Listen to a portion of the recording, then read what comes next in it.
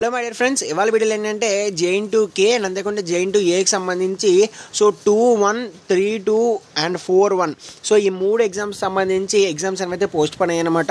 So మళ్ళీ ఎప్పుడు start అవుతాయి, సో రెగ్యులర్ వాళ్ళకి లేదంటే సప్లీ వాళ్ళకి మొత్తం డీటెయిల్స్ అయితే క్లారిటీగా తెలుసుకోవచ్చు.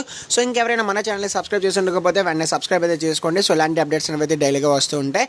ఖచ్చితంగా లైక్ అయితే చేయండి. ఒక 100 lakhs అయితే టార్గెట్ ఇస్తున్నా. ఇంకా టాపిక్లో వచ్చేస్తే ఫస్ట్ ఆఫ్ ఆల్ ఏంటంటే ఇది వచ్చేసరికి JN2Kకి సంబంధించి అనమాట.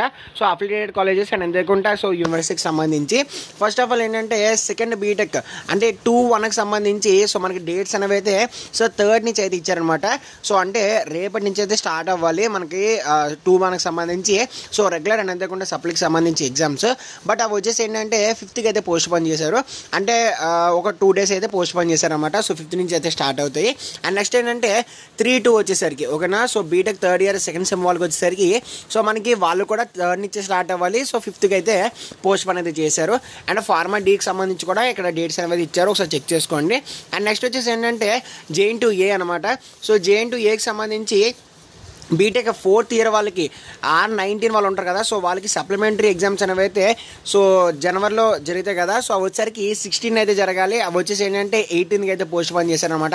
అండ్ నెక్స్ట్ ఏంటంటే 4th year first semester so ఇది వచ్చేసరికి R15 వాళ్ళకి అనమాట. సో సప్లిమెంటరీ ఎగ్జామ్స్ ఉంటాయి కదా, అవి వచ్చేసరికి 16th జరగాల్సినవి సో 18కి అయితే పోస్ట్ పోన్ చేశారు.